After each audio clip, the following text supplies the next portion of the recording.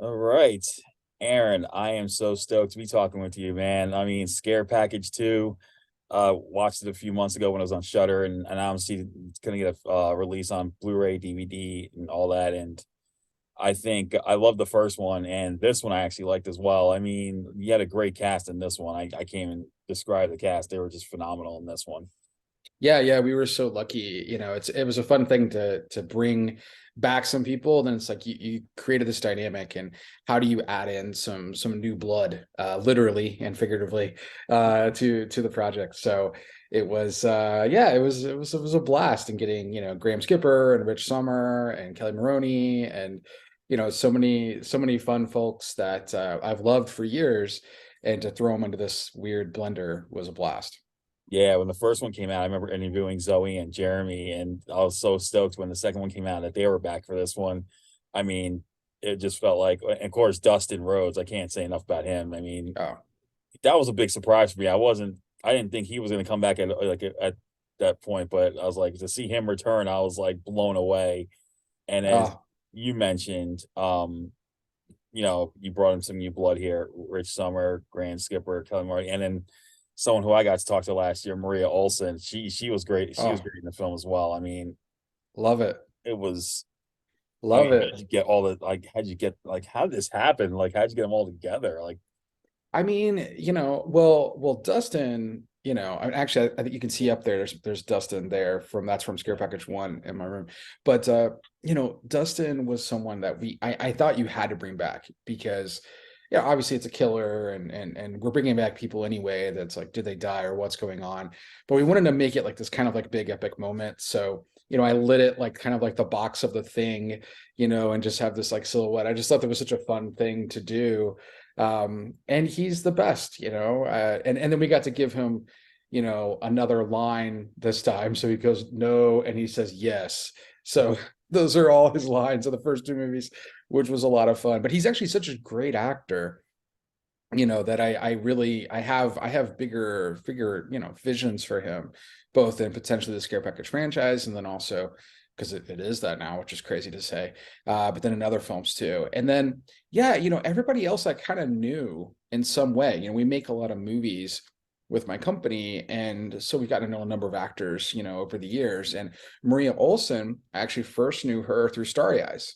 So I was a producer on Starry Eyes many years ago, and she was the casting director in that film, and I just thought she was amazing. And I know some of the Paranormal Activity folks, and she had been in that as well. So she had always been on my radar, and I wanted someone. So much of this is about subverting tropes, and yeah, this idea of like the creepy person who works at the funeral parlor, but is actually like the sweetest person alive, you yeah, know. And again, that's really, and Maria, it has like such a unique look, and delivery and everything she does. And I was like, let's just play into, but she's the sweetest, kindest person, and I just thought that was a really fun thing to play into, and she nailed it. But yeah, but then getting to like blow her head up and yeah. with after getting stung by bees, which is the dumbest thing. But yeah, I mean, it was her and Graham Skipper, someone I've known for a couple years, actually many years now. We had wanted to work together, and then Rich Sommer, I didn't know Rich other than he messaged me after the first care package saying how much he loved it, on Twitter. And we just kind of, kept talking. I was like, look, if you want to do this, like I'll put you in the second one. I'm writing it right now. And then I wrote this character around him and named it Rick. So yeah, it was just fortunate to know a number of people. Kelly came from Barbara Crampton, so Barbara Crampton helped me out to bring in Kelly Maroney. So she made a call there, which was really really nice. And because I didn't really know Kelly, we had like followed each other on socials, but Right. Barbara put us in touch because Barbara's an old friend. And yeah, so it was just like a fun. It's just fun how this stuff comes together, and they wanted to play in the sandbox, and I feel so lucky that they did because it's not for everyone. So. Yeah. I love the references this time to the classic to like some of the classics, especially the Nightmare at Elm Street 3 homage. That Yeah. part literally cracked me up. Like I kept having this whenever I saw a reference like throughout when I was watching it, I kept saying, "That's that movie. That's this movie." And my daughter's like, "Where'd you hear about all these movies?" Because I'm like, you're getting into horror films now. I think this is going to be like a gateway for you in some way because now you're gonna start watching more I know you watch a lot of horror movies lately, and you're watching more of the newer ones, but I think this film is going to help you get into some of the older ones that you kind of like wanted to shy away from, and now she's getting into like some of the older ones too as well. Oh So my thank God. God, I feel like this was her gateway film, and she's really excited about it. Oh, you were describing exactly what I wanted to have happen. I mean, I've even said in other interviews, it was like, gateway, not gatekeeping. Like, even though this is like, spot the reference, and there's a lot of kind of, inside baseball knowledge, if you want to call it that, of like, you kind of need to know some of that's there. But I do think there's people, you're sitting with your daughter and you laugh about something, and she's like, wait, what are you laughing about? And it's like, it's a funny scene, but it's like, no, no, no, honey, this is actually a scene from this. And now she's like, oh, now I want to see this. And the idea that watching Scare Package is now getting people to go watch Dream Warriors or Hellbound or all this, like, I just think that's so much fun. And really, again, a big part of what attracted us to the sequel was we learned that we were, people were talking about the references and then going and seeking out those movies, and it kind of was almost recreating the video store, because that's what I did. I worked at a video store, shockingly, growing up in high school. And I was a person who had these recommendations, and I'd love to recommend these movies. And so this is like my way of recommending these movies within a movie, in a Yeah. fun way. But I will say too, speaking about, the Blu-ray, right, which is the reason why we're getting to chat today. In the Blu-ray, there is a special edition feature that is it's basically, if you remember VH1's like pop-up video back in the day where Oh like they would yeah. do references, Yeah. we're doing that, but it's all the film references. Oh, that's So you awesome. can watch the film on the Blu-ray, and then as things pop up, it'll be like this iconic scene from Dream Warriors, da da da, and it'll say what movie it's from. And I can tell you, I mean, we had to keep going back. I felt bad for Chris, who was our the designer who was putting all the pop-ups on screen, because I kept being like, oh no, I missed another one. Oh no, I missed another one. Like, I forgot that was even referencing that.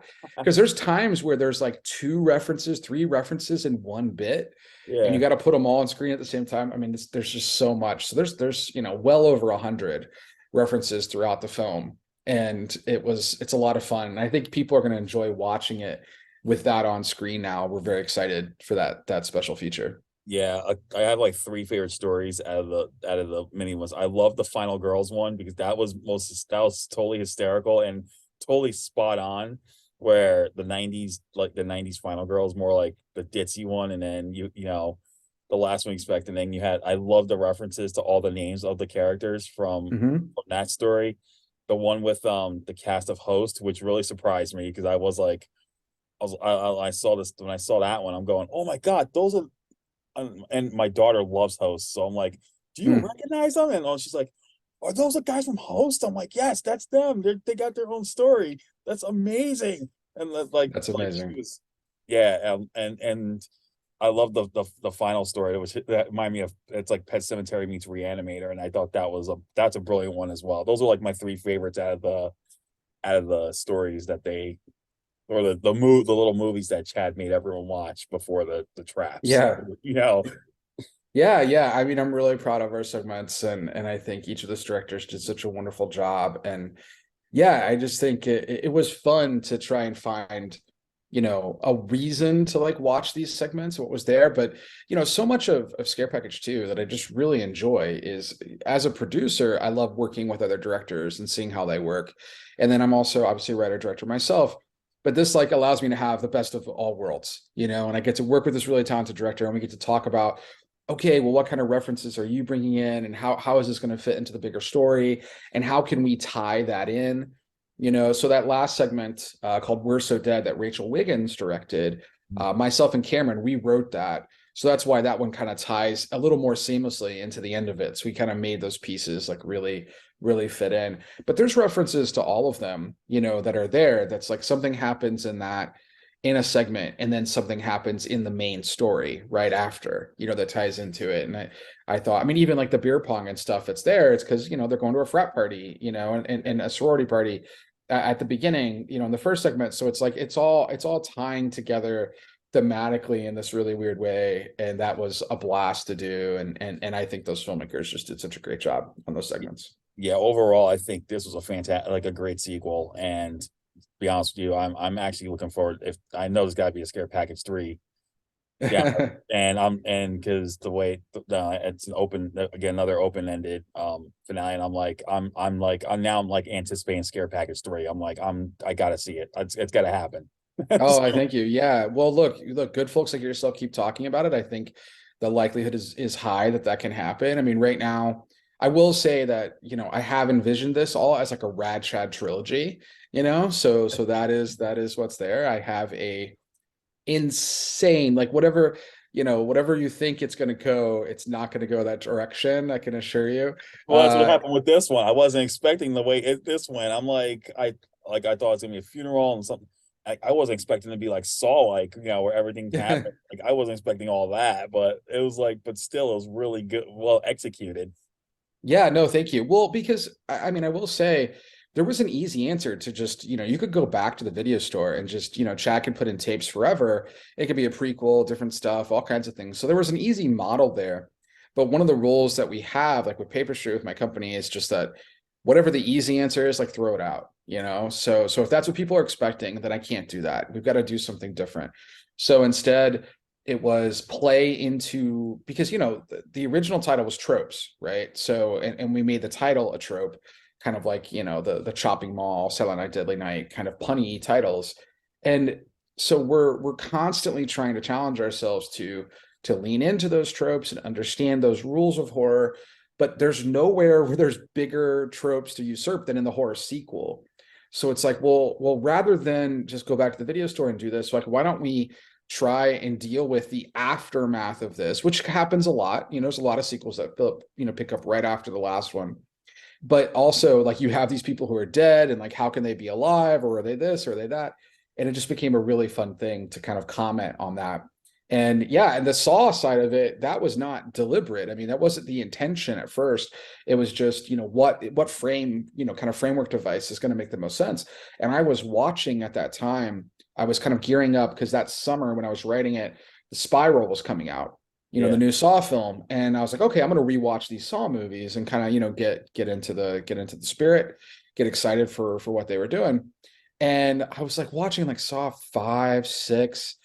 Carrie Elway shows up at one point again, like all this stuff, and I'm like, what is happening in these movies? Like, I was enjoying them. Don't get me wrong, but I was baffled, totally baffled by the logic and how they were able to retcon things in order to make them fit.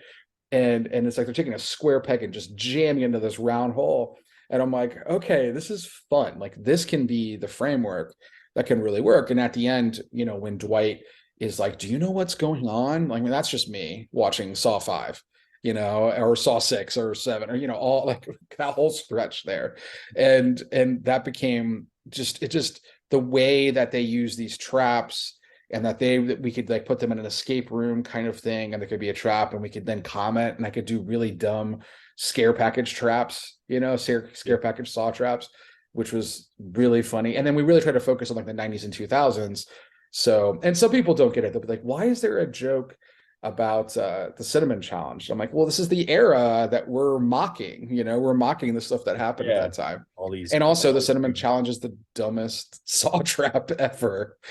So that's how those things kind of came into play. But it was a fun thing to do. And the Saw franchise is just so ripe to play with, and I love it. And I can't wait for the next one. That Josh is doing, and I'll still be there, and I'll still be there probably trying to figure out what the hell's going on.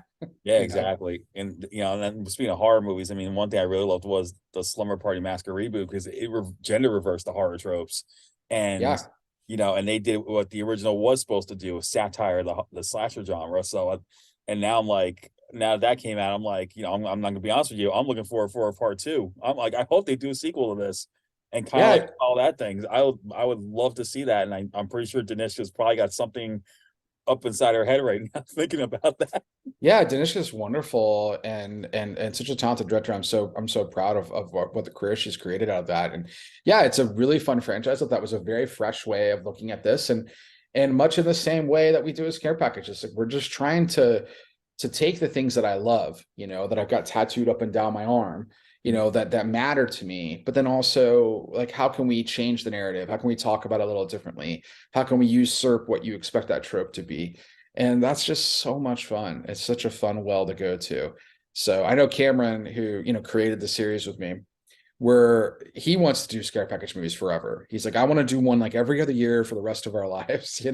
They're so hard to do that it'd be really, really difficult. Like but I have this trilogy in mind geared around Rad Chad, and I do hope, people keep talking about it. I think there's a good shot that we can really make that happen. And as you said, I think he should do a Devil Lakes Impaler like spin-off, like for sure. Like get his own and then maybe do a trilogy around that character as well. I think that could work. I would love it. I would love it. I mean, look, we've already set up, there's a lot of background with him, and the idea that Chase's character, Pete, from the first one, saw the Forensic Files episode that talks about like the killings that he had done on the frat, at the frat house and all that. And I will say I do have an idea around his origin that may or may not play into the third film. So Oh, that's awesome. I'm looking forward to that. So what's next for you with Scare Package 2? Like already ready to come out on physical media and everything. What is anything that you can talk about that's actually definite coming up next?